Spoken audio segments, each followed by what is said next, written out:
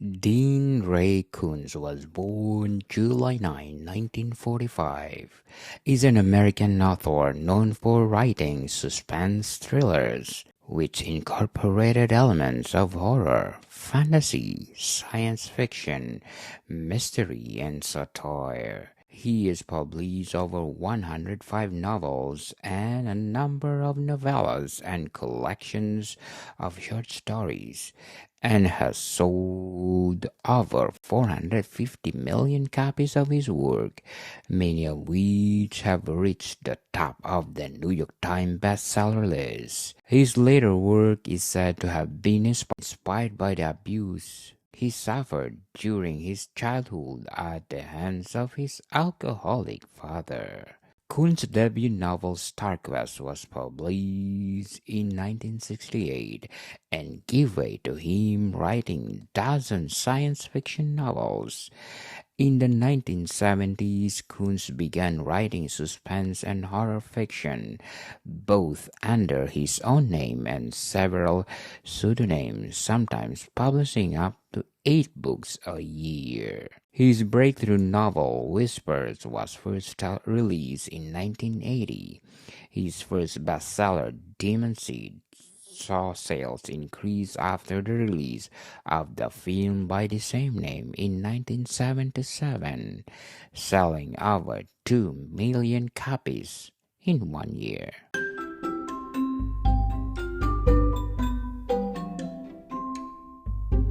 Hi, I'm Daniel Lucas.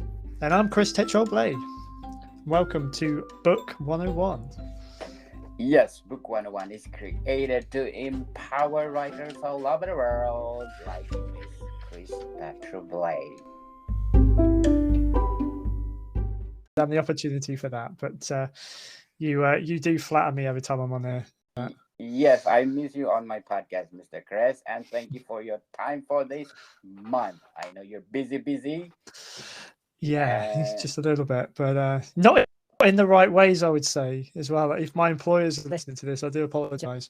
But yeah, sort of work and family life takes over everything at the minute. My writing just what I should be doing and coming on here to talk about is not really getting a look in. But yes, life is too short, as they said.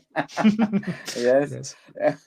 Okay, Mr. Chris, what we gonna talk about today? Empowering you as a writer. Yeah, so again, bringing along, introducing another writer who has had some kind of influence, impact on me as a writer. So I'm bringing along a very well-known guy. He's not just in horror either.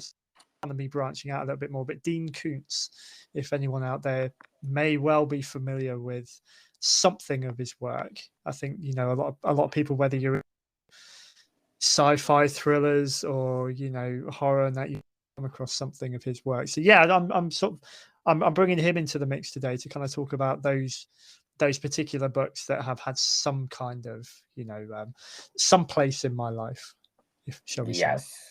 Yes, definitely. So when did you first discover Dean Koontz's work? Oh wow. So this is back. Oh, this is before I started writing, probably just before I started writing. I think it was about 2011, 2012. He wasn't one, unlike James Herbert, he wasn't one that my wife James Herbert was one of her favorites when it came to horror and that. She didn't really have, I don't think she had much,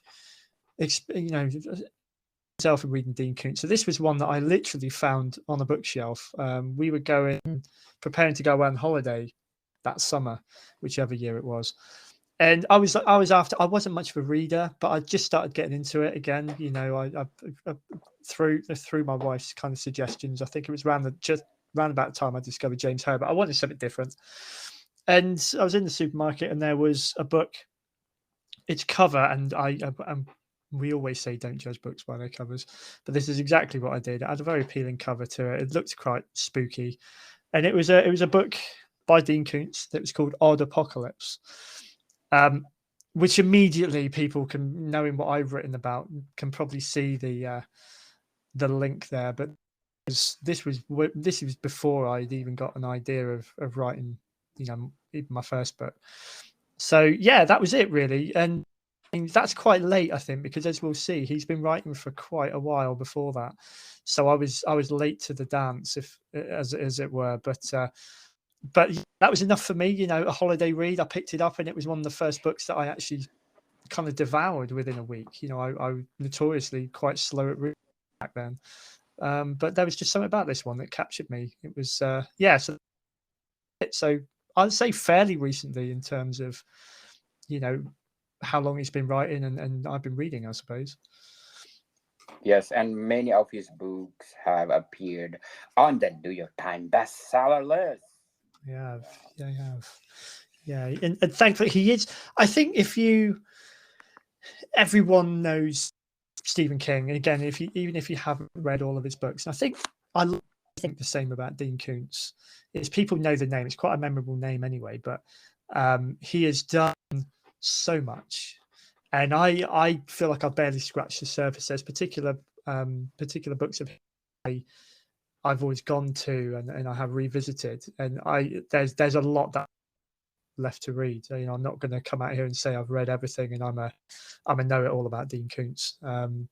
But yeah, he's one of those names. I think most people out there, I would imagine, have picked at some point in their lives. So, what impact has his work had on you as a writer and a reader?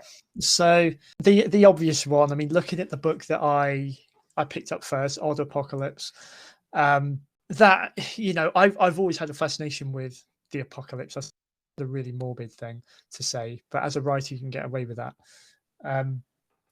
It's this kind of ideas of end of days and things like that. There's so many different takes on it, and I think you can always just put your own spin on what you think is going to happen if we ever reach that point, or have we already, and things like that.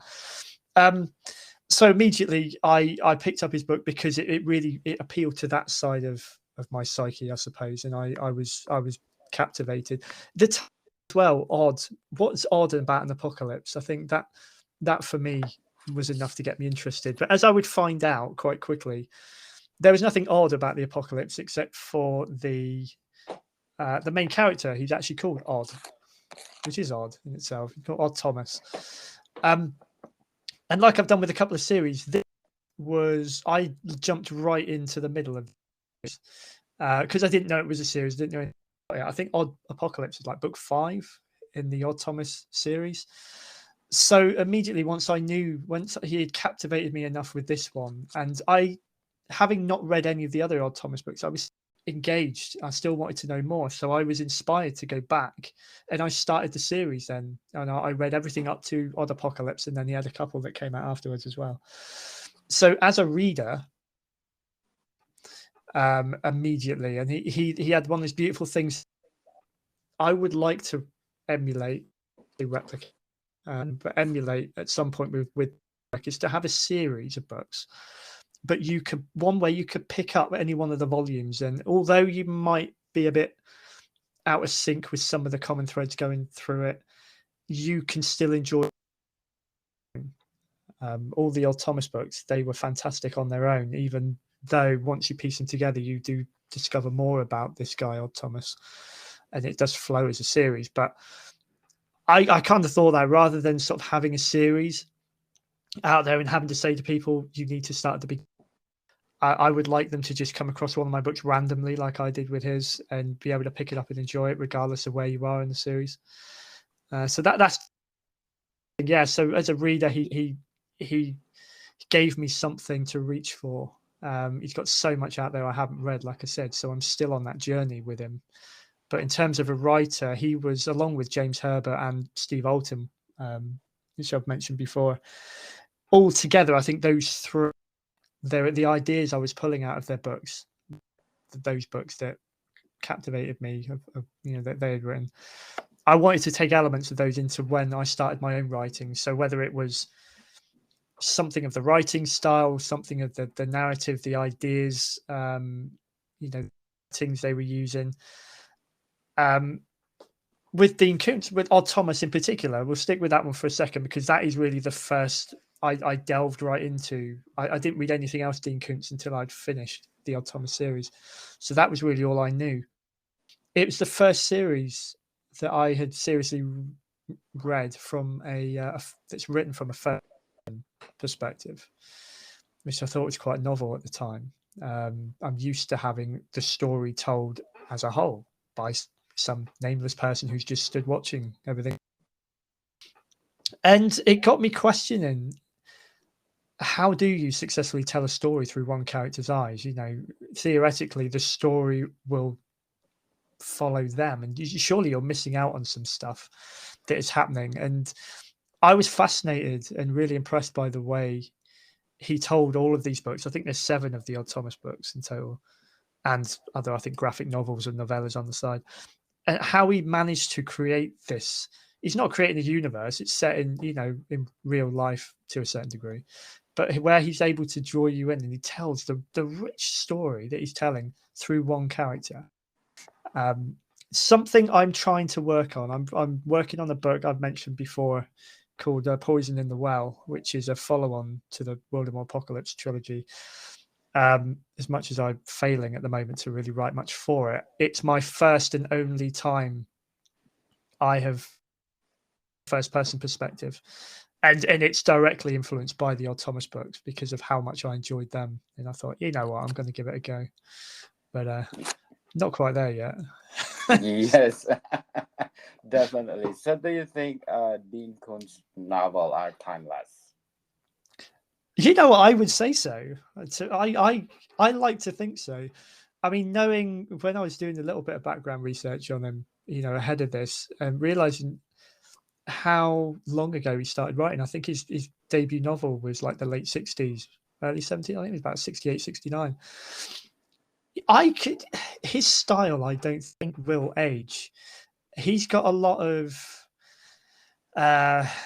qualities in there, which is like real classic kind of horror, you know, a little bit like James Herbert, ghost stories, things like that. Something which I think sometimes you think has been done to, but you can still go back. And once you've got someone who I would say has written like a classic ghost story, they keep you there. I think that kind of feeling that those books give you, that never goes away. And I think particularly when he verges on horror, he does go on the classic horror kind of feel. And I think, yeah, I think guys, I mean, Lovecraft, if you go back to Lovecraft and Poe and, you know, real classic gothic horror, people are still enjoying them today. And they're, I don't know, what are they, 100, 150 years old, some of these?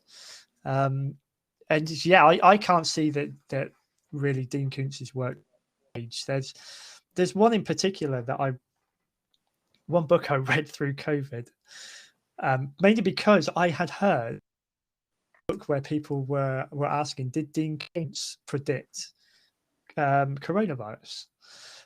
And I was you know, what do they mean? Has he got a book out there which tells of what is happening to us? And I was reading it during lockdown, so it's quite the book is called Eyes of Darkness. So I managed to get hold of it. I found it locally before lockdown happened. I had it anyway, so I thought I'm going to pick it up and I'm going to read it. It doesn't tell the tale as it's not as close a link as you would expect. And he's telling of a world that is locked down because of a virus or anything like that. There's like one paragraph in it which he's very, very close to a bit of a Nostradamus kind of something very, very accurate, almost, you know, to the point of being true. But he's written this years and years before. To me, I think that's just the vision. That's down to his vision and what guys like him and Steve Alton, I'll mention again because I'm reading another of his books at the moment, so it's really relevant. The vision that writers is that there are no limits to it. So I think that in itself would mean that their work won't age, because there's things you can write about which in 40 years' time is still relevant, but in a slightly different way. And you're going to someone who's living through something that, you know, they can relate to in your book. So, you know, some people, they may pick it up and think, oh no, this isn't for me. it's a bit old hat, and you'll get someone next to him who's like, no, this speaks to me. It depends on the audience, but I think Dean Koontz has got a big enough audience out there because of the breadth of genres that he's written in, I suppose. So he'll always be there, and I'm not biased. Yes, yes, definitely. Please, all the people. Yeah. We're gonna please all them. So, what are the qualities of Mr. Dean that incorporated to your Apocalypse trilogy? So again, to just very briefly, the apocalypse thing, you know, in my head, the reason I picked up one of his books in the first place is because I thought here's a guy that has got an apocalyptic vision, and I was very drawn into that.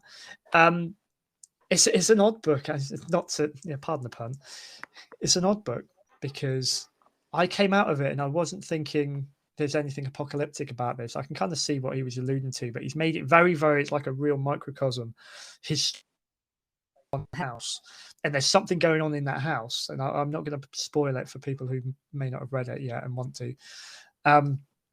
So it wasn't sort of an apocalyptic event which went widespread, but that led into my idea with the Wildemore Apocalypse trilogy of basing it somewhere where something happens. It's quite a unique place where it had no bearing at all on most of civilization. It's either far enough away from main civilization, or it's a real inconsequential little town that nothing ever happens in. Yet something does happen which explodes, and it causes, it has a ripple effect. And I came away from Odd Apocalypse feeling like that. This one event, everything is in this one house, but it's a much bigger picture being told there. And I wanted that in Wildemore. It to seem like a really remote little place, but yet what is happening there is a threat, and could be a threat to society. I wouldn't say the world. Eventually, if I get to write in the Wildemore collection, it goes a bit more beyond Wildemore itself. It's a bit more of a large scale problem, and that's so I think that fed into that. But his writing style is like a school. There's certain qualities there which I liken to James Herbert, because he's not afraid of sticking traditional kind of horror. There may be a rabid animal somewhere, or a ghost, or just people's minds end up leading them astray, that kind of thing. Kind of real reality based horror, I suppose. But then again, he's not afraid of going beyond that to going a bit more, I'm not going to say fantasy, but it's definitely sci-fi. He can go to some really weird places with his writing, and that's what's fascinating, because every time I pick up a Dean Koontz book I'm not familiar with, I don't know which Dean Koontz I'm going to get, which is great, because the worst thing as a writer is to have your style is exactly the same across all your books, because eventually people are going to get tired of them and they're going to move on to someone else.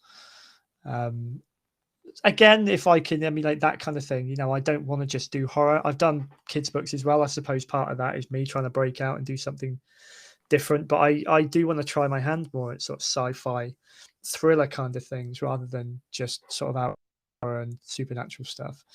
But with someone like Dean Koontz, goes all over the place. So I think no matter what you're writing, you can pick up one of his books and it can inspire you to write any kind of fiction. And that's what I love about it. Yes, definitely. We never talked about before. Is it Apocalypse trilogy is expandable? Yes, it is. I didn't think it was, to be honest. As I was writing it, it wasn't my intention to go beyond one book, let alone a trilogy. But then when I wrote the trilogy, I felt at times I was having to stretch it to sort of cover it over 3 books. But by the time I got to the end, I was like, there is definitely more I can do with this. And lo and behold, I have. The Poison in the Well is a follow-on, because I'm left with a character at the end, the very end of the trilogy, that I didn't have the opportunity to explore with the Wildemore Apocalypse. So I felt like it got me thinking, they're a baby at the end of the apocalypse. What does their life hold for them after what has happened in Wildemore? And it's that simple little thought. Definitely take it. But I didn't know whether I was going to take it out of the setting of Wildemore. I think I definitely needed to keep it linked there. But Poison the Well does somewhere else and then brings you back to Wildemore. So I think there's probably a lifespan of what can happen within that one setting. But if I like the story is going to, it's going to bleed out into a wider, stretch. Then there's definitely scope, and you can even go back. I suppose you could argue you could go back and tell and do like a prequel, whether it would be a trilogy, I'm not sure, but you could. There's definitely more of the story you could tell leading up to 2012 that I haven't already touched on. So I think any writer you could definitely kind of urge them nicely if you want to expand on a story and with one or two other volumes. But yeah, it's. I don't think it's a series that's going to leave me very quickly. I mean, it hasn't. Yeah, 10 years since I started writing the first one, and I've still got ideas going for it. So yeah. Yes, that'd be awesome, Mr. Chris. But before we go on, let's shout out to the people listening in our latest top ranking and Apple charts. So in Hong Kong, we got number 17 on the Apple chart. Thank you so much, Hong Kong. And Norway at number 19. Bulgaria at 23 spot, Mr. Chris. Yes, and of course in Saudi Arabia, salam alaikum, at number 29. Shukran jazilan, Saudi Arabia, for supporting this podcast. Yeah, and of you. course, yes, in United Republic of Tanzania, we are at number 19. But last week we are number 2, I guess. Or wow. Last month. That's yes. Fantastic. Let's get back up there again. Thank you so much. Yeah. Who's listening to this? I know I'm not on here all the time, and you're probably thankful of that. But this is what I love about this is that I can sit back as a listener and listen to all the other great episodes you're putting out, Daniel, and obviously everyone's enjoying them as well. And that's fantastic. Yes, because this podcast is created to empower writers all over the world, like Mr. Chris. That's right. Of course. There's perks to this. There's got to be. Yes, Mr. Chris the Tremblay is a part of this podcast always. Yes, I know he's a busy guy, but he's a part of this podcast. How well do you feel his work translate to a TV and a film? I think he's one of those writers where his stuff it translates so well, and the fact that some of his work already made into films, may not have been like major blockbuster. But they're definitely decent and more decent than a lot of other book adaptations. Odd Thomas being one of those. Probably finished the series of books before I realized there was a film out there, and I had to watch it. And when I finally got hold of it, I think it might have been one of the last films that I actually rented from a shop. Do you remember when you could do that? Yes. And rented the DVD. So yeah, and as soon as I saw it, I was like, no, I need to. Morbid fascination. I'm always a little disappointed when I watch a film that's come from a book that I love. So my expectations were probably a bit reserved on this one, but I loved it, and I think it's one of the best book to movie adaptations I've seen. Not being biased again, but it stayed as true to the book as you probably could. I think the secret there is you need the right people to be making if you're going to turn a book into a film, you've got to have the respect for it, and not just butcher it just to make it fit a film or a TV series. If it's good enough to make into one, keep it as true as you possibly can. But you've got to have the producers on board who want to tell the story in the book rather than just tell their own version of it. I know Dean Koontz, I think back along, he was involved. He's done a series on Frankenstein, and it's not a retelling of the tale. He's kind of taking it forward into modern day, and it's kind of expanding on what would happen, what would the world be like, or what would Frankenstein's world be like had the creature existed till today. Victor Frankenstein, carried on somehow, or his lineage at least. And I only got a couple of books into the series, but I loved it because it was different. I love when people get hold of stories, not to retell them, but to sort of expand on them and take them in different directions. Because stories don't have to just end wherever they end. Somebody could have an idea. It's what I love about comic books. Actually, so many different directions that all these different publishers and that take with the same characters. Anyway, I digress. I think Dean Koontz was involved in a TV or a film adaptation of Frankenstein based on one of his ideas. He didn't like where the production team were taking it, so he decided then he was going to tell his own story how he wanted it, and that's why he wrote that series of books. So I definitely think his stories are definitely worth to being out, especially when you see what is out there and the mediums that you can have today. You're not confined to a 90-minute film anymore. You can do a 4-6 episode miniseries on Netflix. There's definitely options out there, but it's just I would like to see if they having people make it who have got respect and tell them as Dean Koontz has written them, because I think you don't really need to touch them. You don't need to tamper with them. For all those Mr. Dean wrote, which genre do you like best? I'll always have a draw for the darker side. So I think his horror stuff will always speak to me. But I'm intrigued, again, like I was with Steve Alton. I think you get hooked in because you think it's a certain kind of book, but even within that book, it goes in a different direction. So sci-fi, I never put myself down as a sci-fi fan at all. I think there are definitely pockets of that genre that I enjoy reading and others that. And Dean Koontz does a little bit of that. He can tell something very everyday, but he can add a real paranormal, supernatural spin to it to the degree that it becomes science fiction. And you don't realize you're reading a sci-fi thriller until towards the end. And so I think anything within that, within those realms, I lose track of all the different kind of genres he's written. I think it was real kind of thriller kind of stuff. It's not something that really speaks to me.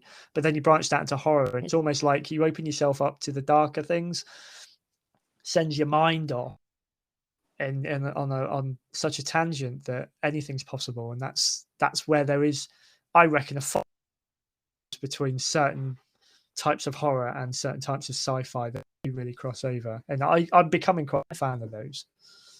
Yes. So, what 3 books do you recommend to people yet to discover Dean Koontz? Yes. I'm not just going to sit here either, and I'm not just going to pick 3 of the Odd Thomas books because that'd be cheating.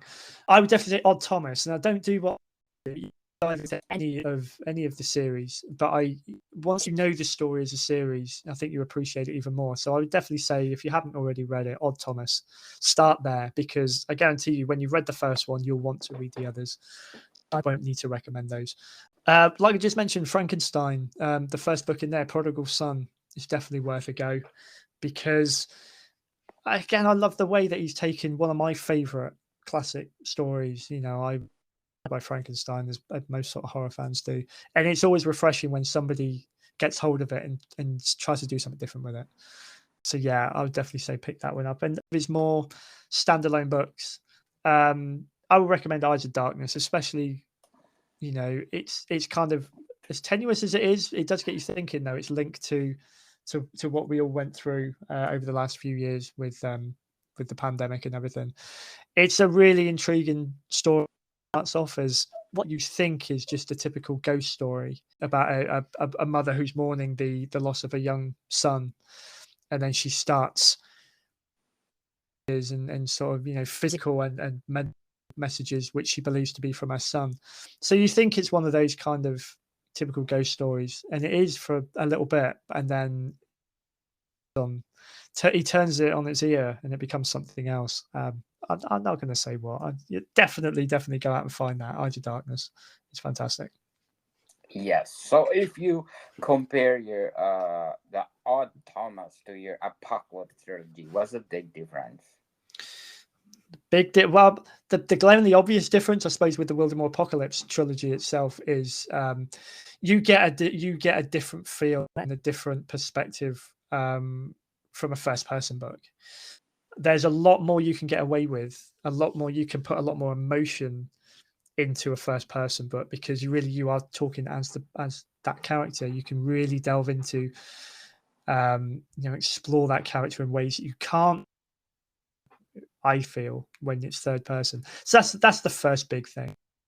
And I don't know, I mean, there's a lot of similarities, I suppose, really, rather than differences, because I think, Odd Thomas's existence, he's a couple of characters, one in particular called Jacob Crow in the Wildemore Apocalypse, which is a little like Odd Thomas, I suppose. He's a guy who just wants a normal life. He's Odd Thomas is a short order cook. Jacob Crow was a retail assistant, and they've inherited this. They go on this horrific happen just because of events that unfold where they live, and they can't really escape them. But then they realize their own significance into the bigger story that's being told through the series, and all of a sudden they become part of it, and it for them. Another, I stick with the similarity. When the Wildemore Resurrection series actually comes out, you will see Odd Thomas is one of the biggest influences behind the character of Zero Morden, who is the main character in Poison in the Well. So yeah, probably more similarities and differences, I would say, to be fair. But that I'd hang my hat on that biggest difference. You see all of these stories unfold through Odd Thomas's eyes. It just gives a whole different feel to it all, I think. And the horror that he sees and how it affects him, there's only certain ways you can do that when you're writing as a bystander, as a third person, and trying to incorporate, trying to give everyone equal space. I think Odd Thomas is, you feel for him throughout the whole thing. The things he goes through are horrific enough, but the fact that you get into his head with it, it's just deeper on another level, I think, really. Yeah, I'll say. Definitely. Very well said, Mr. Chris. Thank so please invite our listeners to buy all your trilogy. Yeah, go out there, buy them. There you go. No. Yeah, so the Wildemore Apocalypse, you've heard me rabbit on about them already and the others, but they're available on Amazon. Most, if not all, the countries that have Amazon, you should find my books on there. So the three, you got Acolyte, you've got the Sowing Season. I've got it in. If you're lucky enough, you may be able to track down a copy that was available when it was first released. That is the book that I'm priming for re-release. So the whole trilogy will be out there again very, very soon. But it's an apocalypse. It's a horror apocalyptic trilogy, but it's not one that's overrun with zombies and things like that. Of like the unseen evil bring about an end of days sort of thing, and when an unseen entity becomes a physical entity down the line, and that's when the threat really picks up. It's based the comic in 2012, and it's really based on my fascination with the idea, the Mayan prophecy that the world was going to end, or there's some kind of cataclysmic event. I will start saying that because they never said that it was going to end in 2012, but some cataclysmic event was going to happen. And yeah, this is my take on that. Basically, something happens in a very remote place that people don't know about, yet it could one day bring about the end of all of us. In a nutshell. Yes. Please buy them, people, because it will haunt you with the rest of your life. Hope so. According to the reader of Mr. Chris. I'll take that. Absolutely. According to Miss Anita. So there you go. We did not invented that one. According to Miss Anita. Anita, no. And I think you have also a children's book, right, Mr. Chris? I do. I've got two out there. So yeah, so Out of the Dark into the Light kind of thing. you'll find It's a Long Way to, and It's a Long Night for Santa. They're part of the same. It was never a series. I just got lucky. I think that I got my first one out there, and then it inspired me to write another one. It's aimed at sort of 2 to 6 year olds. It's a cutesy sort of rhyme picture book. So if you're reading to toddlers, young ones that love listening to bedtime stories, or even the slightly older ones who like reading their own bedtime, starting to read for themselves and reading their own bedtime stories. It's great illustration in there by a guy called Matter. And yeah, it's if you like things like Julia Donaldson, Room on a Broom, and the Gruffalo, and things like that, it's written in that style, so it's got a nice kind of rhythm to it. If you're the parent that's you'll have as much fun reading them as I did writing it. Really, it's that old cliche, but two very, very different styles out there. Hopefully, you'll find one that you like between either of those. Yes, definitely. If you want to listen all the details, all the books of Mr. Chris, we talk about our second season from all the trilogy books. So please listen to them if you want to know the secret how Mr. Chris crafted all the books. Yes. Okay, Mr. Chris, thank you for your time. No, anytime, Daniel, anytime. I'm looking forward to it. Yes. And regarding to Mr. Dean Ray Koontz, we support him. He was born July 9, 1945. He's an American author known for his writing suspense thrillers, which is incorporated elements of horror, fantasy, science fiction, mystery, and satire. Wow. Yeah. He's a prolific writer. All of them, here I am struggling to get beyond 2, and this guy's trying everything and finding success with it all. But maybe that's the secret, not pigeonholing yourself. So. Yes, definitely. More to come, people. See you soon.